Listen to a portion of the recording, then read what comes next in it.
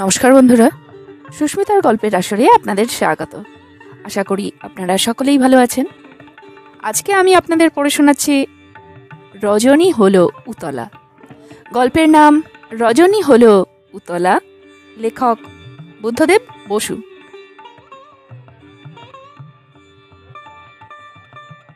মেঘনার ঘোলা জল চিরে স্টিমার সামনের দিকে চলেছে। তার দুপাশের জল উঠছে, পড়ছে, দুলছে, তারপর ফেনা হয়ে গড়িয়ে পড়ে যাচ্ছে।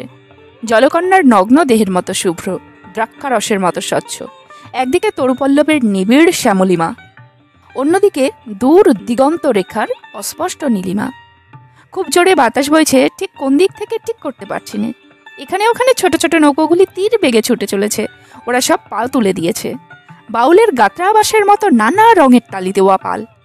আমাদের স্টিমারের মধ্যে পরিচারিকা বেষ্টিতা রানীর মতো চলেছে, সামনের দিকে চলেছে।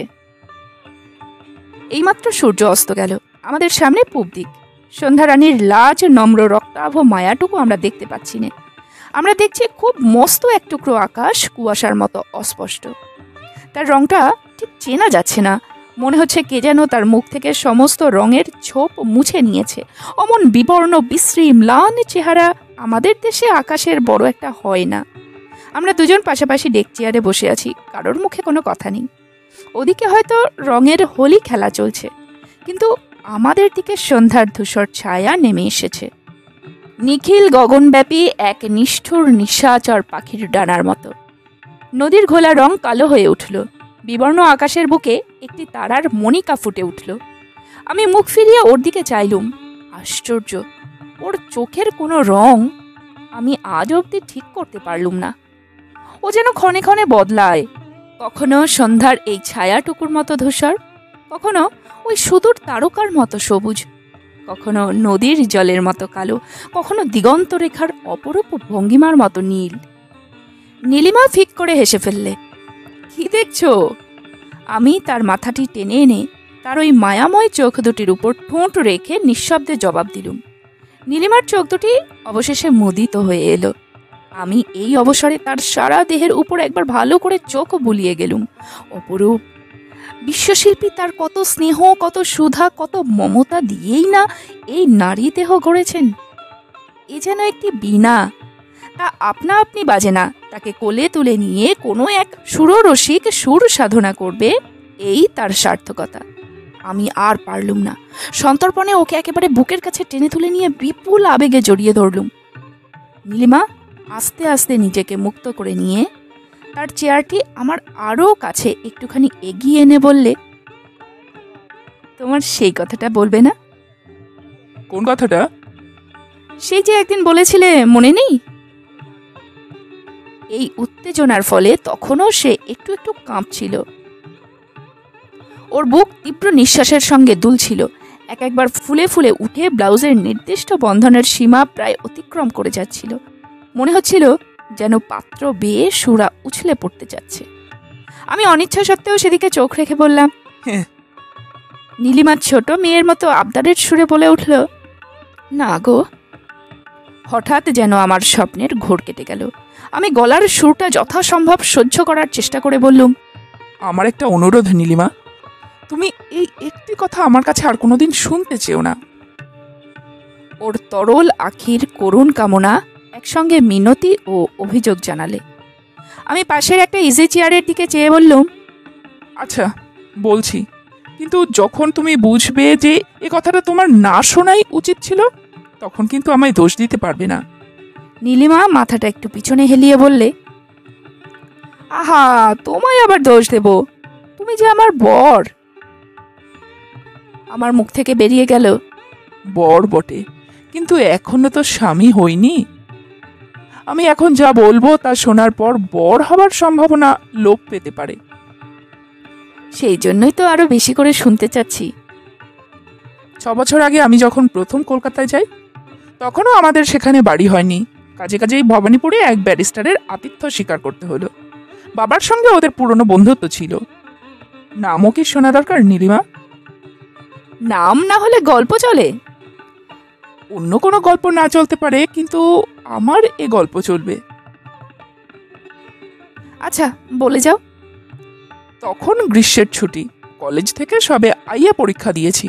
তখন আমার বয়স কাঁচা, দেহ মনে সবে নবযৌবনের রং ধরেছে। পৃথিবীর অনেক কিছুই তখন আমার কাছে রহস্যময়, আর তার মধ্যে সবচেয়ে রহস্য হলো নারী। হ্যাঁ, নারী। মনে রেখো নীলিমা, তখন আমার সেই বয়স, যে বয়সে একটুখানি শাড়ির আঁচল দেখলেই বুকের রক্ত চঞ্চল হয়ে ওঠে, একটু চুরির রিনিঝিনি শব্দ শুনবার জন্য মনটা যেন তৃষিত হয়ে থাকে, যে বয়সে মানুষ অঙ্কশাস্ত্র ছেড়ে কাব্যচর্চা শুরু করে, ফিজিক্সের এক্সপেরিমেন্টের চেয়ে বায়োস্কোপের অভিনয় বেশি পছন্দ করে। সত্যি কথা বলবো নীলিমা, তখন যখনই যেখানে কাঁচা বয়সের মেয়ে দেখতুম, ইচ্ছে হতো ছুটে গিয়ে ওকে আমার নিজের ঘরে টেনে নিয়ে আসি, তারপর ওর সঙ্গে কথা কই, ওকে খুব আদর করি। আমাদের বাড়ির পাশের রাস্তা দিয়ে মেয়ে স্কুলের গাড়ি যাওয়া আসা করত।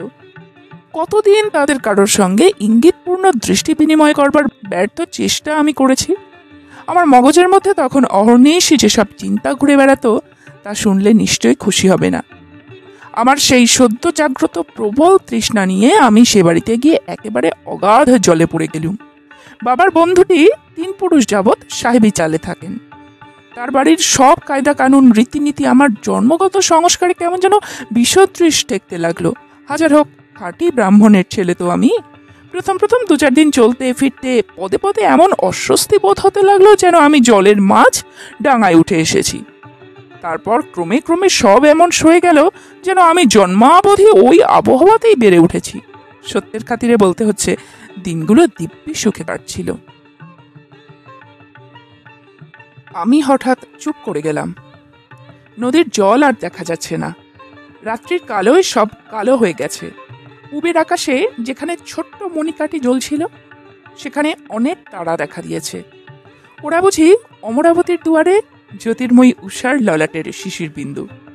ডেকের উপর ইলেকট্রিক আলোগুলি দুলছে। নীলিমার কণ্ঠ শুনতে পেলুম, বলে যাও না, চুপ করে রইলে কেন? আমি তোমার মুখ দেখতে পাচ্ছি না নীলিমা, একটু আলোতে এসো না। অন্ধকারে মুখ কেন ঢেকে আছো? নীলিমা আমার হাতখানি নিজের হাতের মধ্যে টেনে নিয়ে কোমল সুরে বললে, এই যে আমি তো দূরে সরে যাইনি, তুমি হাত বাড়ালেই যে আমাকে ছুতে পাও। হাঁপ ছেড়ে বাঁচলুম। মনে হলো যেন আমি জলের নিচে ডুবে যাচ্ছিলুম। হঠাৎ উঠে এসে আবার নিঃশ্বাসের সঙ্গে বাতাসের অমৃত সেবন করছি। চেয়ারের হাতলের উপর ঝুঁকে পড়ে মুখের অত্যন্ত কাছে মুখ নিয়ে বললুম, আহ, এই যে তুমি নীলিমা, এত কাছে। আমি তোমার কেশের সৌরভ পাচ্ছি, তোমার নীল চোখ দুটির মধ্যে আমার নিজের ছায়া দেখতে পাচ্ছি। আমার আর ভয় নাই। আহ নীলিমা, তুমি কত সুন্দর। নীলিমা শান্ত কণ্ঠে বললে, তারপর কি হলো? দম দেয়া গ্রামোফোনের মতো আমি হঠাৎ অস্বাভাবিক উত্তেজনার সাথে বলতে লাগলাম, ওহ, ও বাড়ি তো বাড়ি নয়, যেন রূপের মেলা, যেন ফুলের বাগান। তাতে কত ফুল ফুটে রয়েছে, তারা রূপে জৌলুসে চাঁদনির রাতকেও হার মানিয়ে দেয়। সৌরভের মাদকতায় বাতাসকে মাতাল করে তোলে। বলেছি তো, আমার সেই সদ্য জাগ্রত অসীম তৃষ্ণা নিয়ে আমি তাদের মধ্যে গিয়ে পড়লুম। পড়ে হঠাৎ যেন জীবন সূত্রের খেই হারিয়ে ফেললুম। গৃহস্বামীর নিজের 7টি মেয়ে, তার মধ্যে 3টি বিবাহযোগ্যা। তাছাড়া তার দূর সম্পর্কিত নবযৌবনা আত্মীয়র সংখ্যাও কম নয়। বন্ধু বান্ধব নিয়ে মোট সংখ্যা বোধ করি 12 কি 13তে পৌঁছেছিল। তখন রোজই একবার করে শুনতাম, তবু ঠিক সংখ্যাটা এখন আর মনে নেই। এই মেয়ের দল আমাকে নিয়ে ছিনিমিনি খেলতে লাগলো। অনায়াসে নাচিয়ে বেড়ানোর পক্ষে আমার মতো অমন সুপাত্র বোধহয় তখনও পর্যন্ত পাইনি। তাছাড়া আমার বাপের টাকা আছে, নিজের চেহারাটাও মন্দ নয়। কেউ কেউ যে আমার সম্বন্ধে কোনো বিশেষ অভিপ্রায় পোষণ করতেন না, এমনও মনে হয় না। মাঝে মাঝে চাউনির বিজলি হেনে তারা সে কথাটা আমায় জানিয়ে দিতেও ছাড়তো না। ওদের লীলা চাতুরি কলা ছলা ছলনাই বা কত ছিল।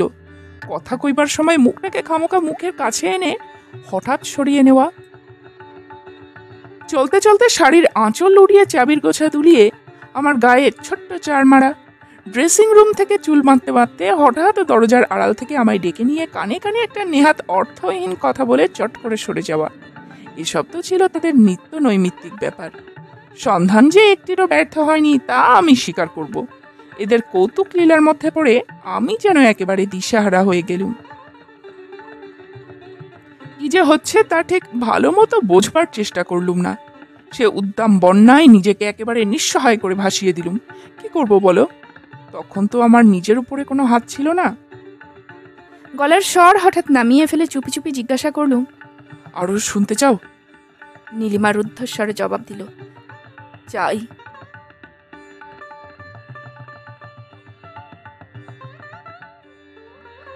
আমার কলকাতায় আসবার পর দিন কতক কেটে গেছে। একদিন রাত্রে খুব আস্তে আস্তে আমার ঘুম ভেঙে গেল। খুব আস্তে আস্তে, কিরকম যেন মধ্যরাতে দারুণ দুঃস্বপ্ন দেখে মানুষ যেমন ধর্মর করে জেগে ওঠে, খুব জোরে জোরে নিঃশ্বাস নিতে থাকে, সেরকম নয়। ভোরবেলা শোবার ঘরে কেউ কথা বললে বা চলাফেরা করলে যেমন তা প্রথম স্বপ্নের সঙ্গে মিশে যায়, তারপর ধীরে ধীরে বাস্তব হয়ে উঠে মানুষের ঘুম ভাঙিয়ে দিয়ে যায়। সে জেগে উঠে চুপি চুপি হেসে নিয়ে আবার চোখ বন্ধ করে ফিরে শোয়, অনেকটা সেই রকম। খুব আস্তে আস্তে আমার ঘুম ভেঙে গেল। আমি চোখ মেলে খোলা জানালা দিয়ে বাইরে তাকালুম। তাকাতেই মনে হলো প্রকৃতি চলতে চলতে যেন হঠাৎ এক জায়গায় এসে থেমে গেছে, যেন উৎসুক আগ্রহে কার প্রতীক্ষা করছে। নাটকের প্রথম অঙ্কের জবনিকা উঠবার আগে দর্শকরা যেমন হঠাৎ স্থির নিঃশব্দ হয়ে যায়, সমস্ত প্রকৃতিও যেন এক নিমেষে সেই রূপ নিঃসাড় হয়ে গেছে। তারাগুলো আর ঝিকমিকি খেলছে না, গাছের পাতা আর কাঁপছে না। রাত্রে যে সমস্ত অদ্ভুত অকারণ শব্দ চারিদিক থেকে আসতে থাকে তা যেন কার ইঙ্গিতে মৌন হয়ে গেছে। নীল আকাশের বুকে জোছনা কেমন যেন ঘুমিয়ে পড়েছে, এমনকি বাতাসও যেন আর চলতে না পেরে ক্লান্ত পশুর মতো নিস্পন্দ হয়ে গেছে। ও নীলিমা, অমন সুন্দর, অমন মধুর, অমন ভীষণ নীরবতা, অমন উৎকট শান্তি আর আমি দেখিনি। আমি নিজের অজান্তে অস্ফুট কণ্ঠে বলে উঠলুম, কেউ আসবে বুঝি? অমনি আমার ঘরের পর্দা সরে গেল। ঘরের বাতাস মূর্ছিত হয়ে পড়ল। আমার শিয়রের উপর যে একটু চাঁদের আলো পড়েছিল তা যেন একটু নড়ে চড়ে সহসা সহসা নিভে গেল। আমার সমস্ত দেহ মন এক স্নিগ্ধ অবসাদে স্লথ হয়ে এলো। আমি যেন কিচ্ছু দেখছি না, শুনছি না, ভাবছি না।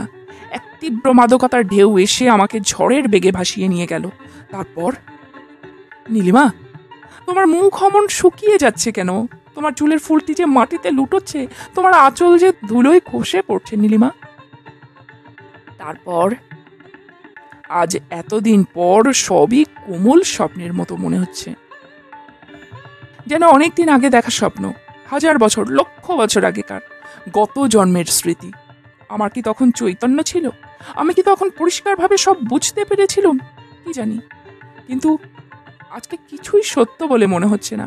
সব আবছায়া, বাসি ফুলের মতো ম্লান, অশ্রুপূর্ণ চোখে দেখা জিনিসের মতো ঝাপসা। হ্যাঁ, তারপর হঠাৎ আমার মুখের উপর কি কতগুলো খসখসে জিনিস এসে পড়ল। তার গন্ধে আমার সর্বাঙ্গ ঝিমঝিম করে উঠল।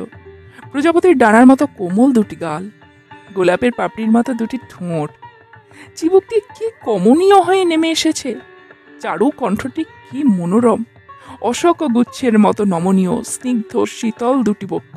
সে কি উত্তেজনা, সে কি সর্বনাশা, সেই সুখ, তা তুমি বুঝবে না নীলিমা। তারপর ধীরে ধীরে দুখানি বাহু লতার মতো আমায় বেষ্টন করে যেন নিজেকে পিষে চূর্ণ করে ফেলতে লাগলো। আমার সারা দেহ থেকে থেকে কেঁপে উঠতে লাগলো। মনে হলো আমার দেহের প্রতি শিরা বিদীর্ণ করে রক্তের স্রোত এক্ষুনি বুঝি ছুটতে থাকবে। বিপুল উত্তেজনার পর যে অবসাদ আসে তার মতো ক্লান্তিকর বোধহয় জগতে আর কিছু নেই। বাহুবন্ধন ধীরে ধীরে শিথিল হয়ে এলো, সত্যি বলছি। তখন আমার মুহূর্তের তরেও মনে হয়নি যে এই ঘটনার মধ্যে কিছু আশ্চর্য বা অস্বাভাবিকতা আছে বা থাকতে পারে। আমারও মনের মধ্যে তখন কৌতূহল প্রবল হয়ে উঠেছিল। এ কে? কোনটি? এ ও না সে? তখন নামগুলো জপমালার মতো মনে মনে আউড়ে গেছিল, কিন্তু আজ একটি নামও মনে নেই। সুইচ টিপবার জন্য হাত বাড়াতেই আরেকটি হাতের নিষেধ তার উপরে এসে পড়ল।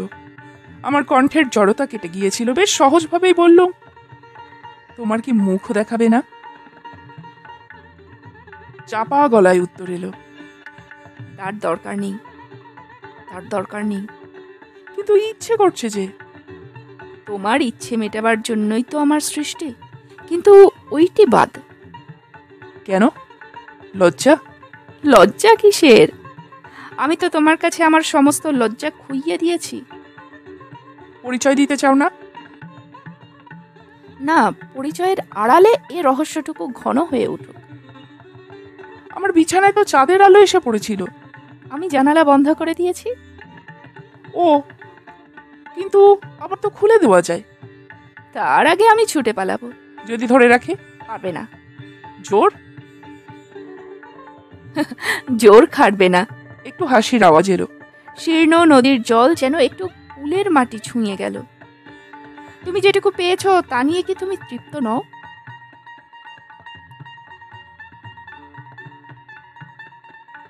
যা চেয়ে নিইনি, অর্জন করিনি, দৈবাত আশাতীত রূপে পেয়ে গেছি, তা নিয়ে তো তৃপ্তি অতৃপ্তির কথা ওঠে না। তবু তোমার মুখ দেখতে পাওয়ার আশা কি একেবারেই বৃথা? নারীর মুখ কি শুধু দেখবার জন্যই? না, তা হবে কেন? তা যে অফুরন্ত সুধার আধার। তবে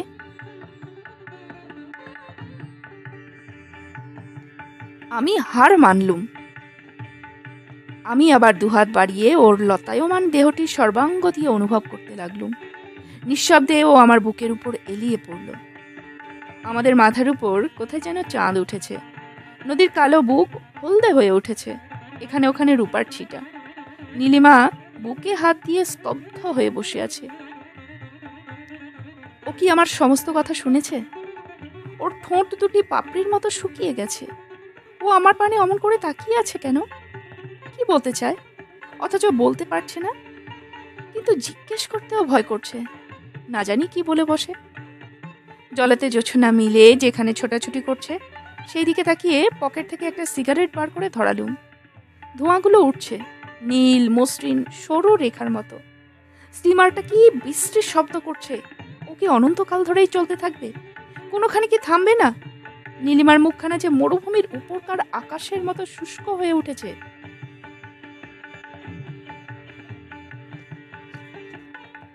নীলিমা বলল, এইখানেই কি তোমার গল্প শেষ হলো?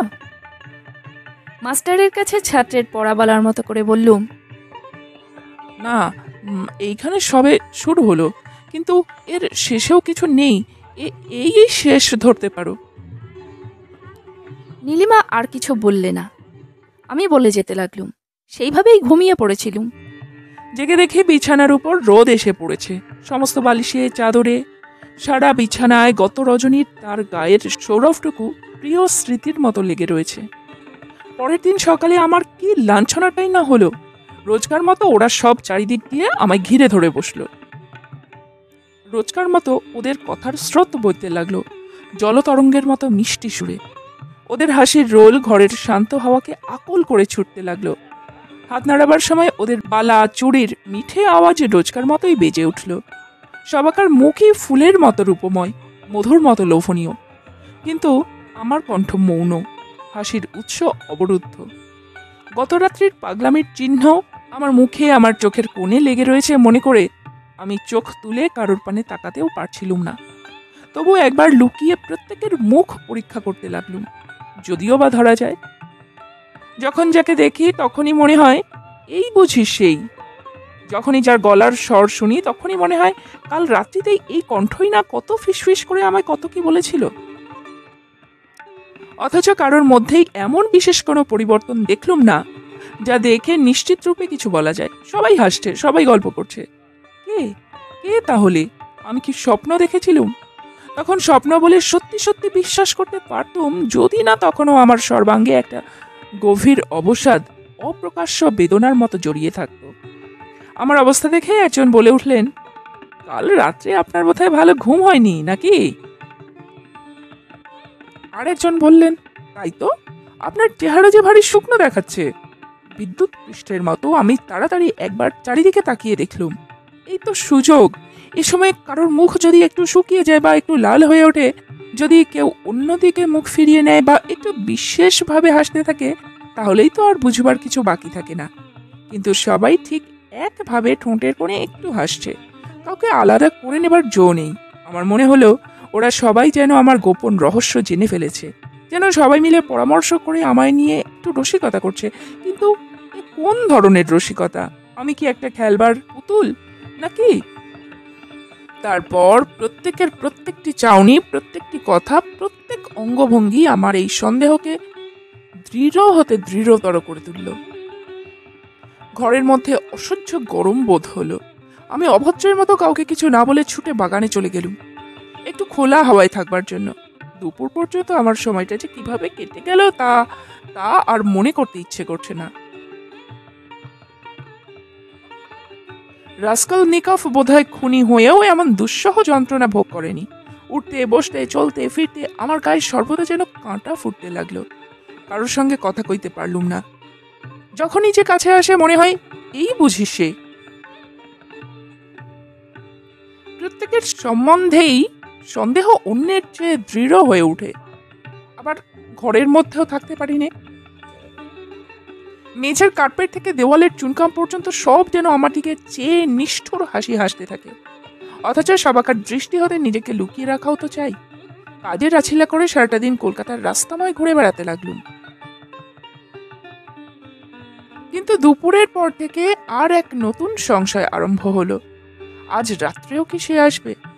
আমার মধ্যে যা কিছু ভদ্র ও মার্জিত ছিল সমস্ত একযোগে বলে উঠল, না, আজ আর সে আসবে না। বাঁচা গেল।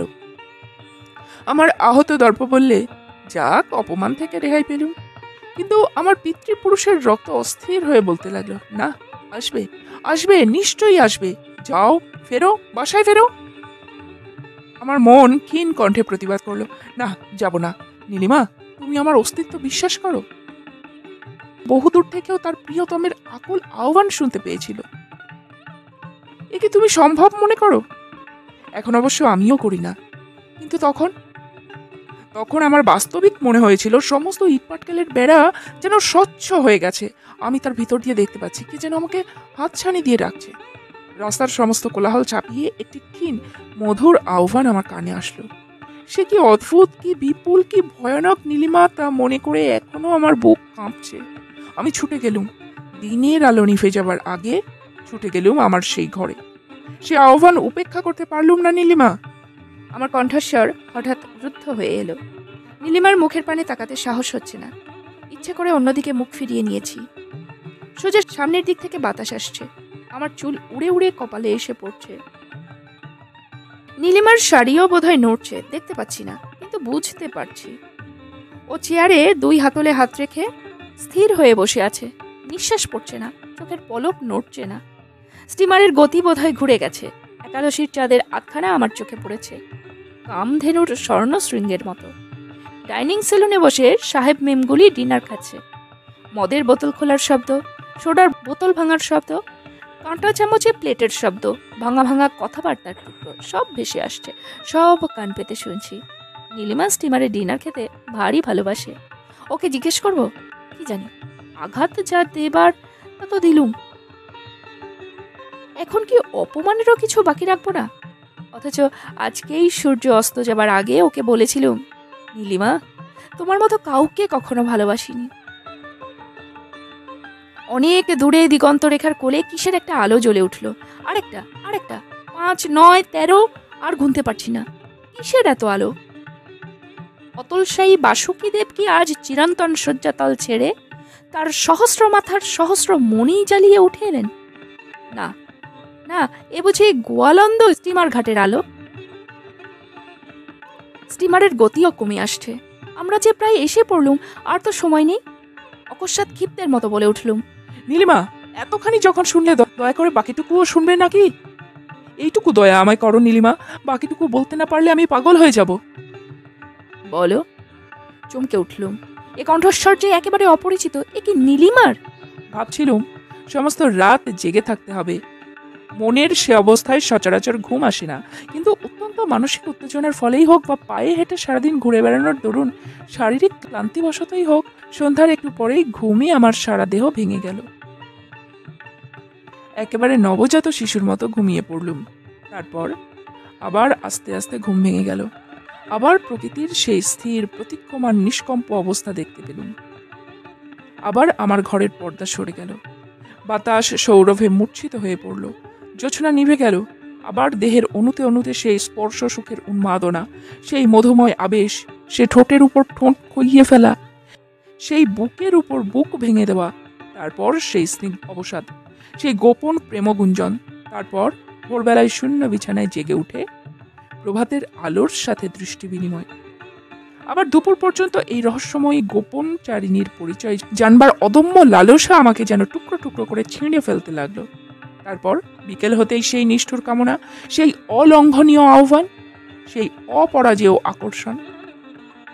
দিনের পর দিন, রাতের পর রাত কাটতে লাগলো। এর মধ্যে আমার চেহারা এত বদলে গেল যে আয়নায় নিজের চেহারা দেখে আমি চমকে উঠতে লাগলাম। দেহের সে লাবণ্য শুকিয়ে গেছে, সে স্নিগ্ধ শ্রী ঝরে পড়েছে, কিন্তু তখন আমার স্বভাবত শান্ত চোখ দুটি নিরন্তর কোনো উৎকট তৃষ্ণায় হিংস্র পশুর মতো ধকধক করে চলত। সে চাউনি, সে ভীষণ চাউনি মনে হলে এখনো আমার গা শিউরে ওঠে।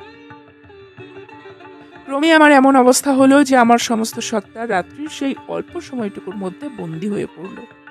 কেবল ওইটুকু সময়ের জন্য আমি প্রাণ পেয়ে বেঁচে উঠতুম, অন্য সময় আমার অস্তিত্বের কোনো লক্ষণ আমি নিজে পেতুম না। সে সময় কে আমার সম্বন্ধে কি ভাবছে, কি বলছে, ওসব কথা আমার মনের ধার দিয়েও আসতো না। আমাকে যেন সারাদিন ঘুম পাড়িয়ে রাখা হতো। আমার মনের সমস্ত চিন্তা, প্রাণের সমস্ত আবেগ, দেহের সমস্ত বৃত্তি ওই একটি বাঞ্ছিত মুহূর্তের প্রতীক্ষায় একেবারে নিশ্চল হয়ে যেত। ওই একটি মুহূর্তের মধ্যে যেন অনন্তকাল বাধা পড়ে আছে, ওরই মধ্যে যেন বিশ্বজগতের ছায়া।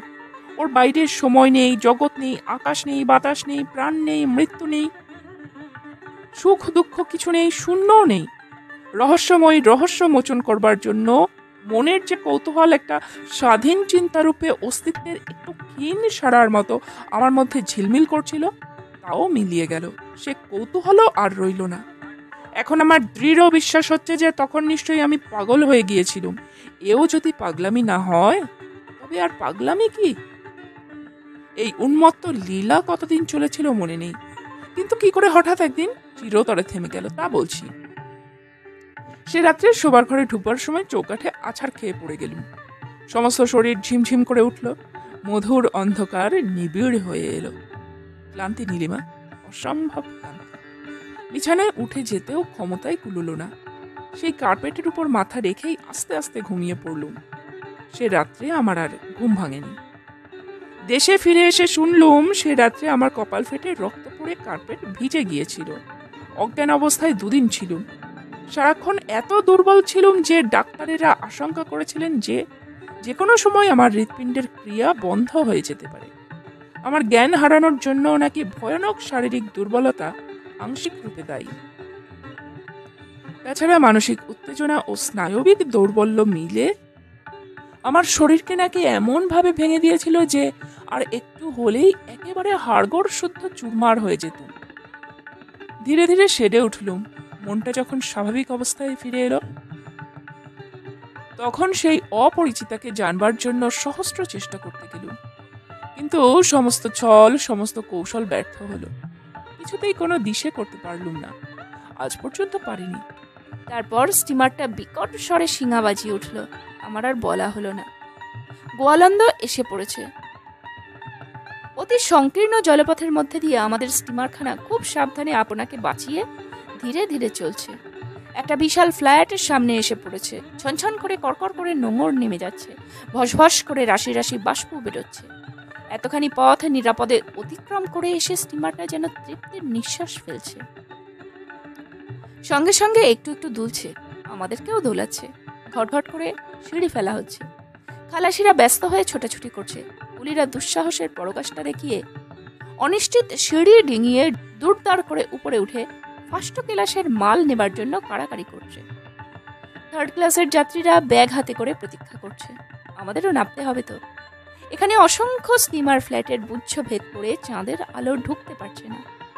গ্যাসের আলোয় নদীর কালো জল আগুনের মতো জ্বলছে। ডাঙায় রেলগাড়ির সিংহনাদ শোনা যাচ্ছে। কি ভীষণ গন্ডগোল হচ্ছে চারিদিকে। এতক্ষণে আমি চেয়ার ছেড়ে উঠলুম। 2 দুটো কুলি ডেকে ওদের মাথায় জিনিসপত্রগুলো চাপিয়ে দিয়ে ওদের আগে পাঠিয়ে দিলুম। তারপর নীলিমার একটু কাছে সরে এসে বললুম, গাড়ি ছাড়বার আর 15 মিনিট বাকি। এই গাড়িতে চাপলে কাল ভোর নাগাদ পৌঁছবো। কাল বুধবার, রবিবার তারিখ ফেলা হয়েছে। মাসের 3টে দিন হাতে থাকে। তুমি আজ ছাড়বার সময় যে কথা বলেছিলে, এখনো কি সেই কথাই বলছো? নীলিমার ঠোঁট কেঁপে উঠল, কিন্তু কি বললে শুনতে পেলুম না। ঠিক সেই মুহূর্তেই স্টিমারের বাঁশিটা অসম্ভব জোরে চিৎকার করে উঠল। নীলিমার মুখের উপর স্টিমারের চোঙাটার ছায়া পড়েছিল।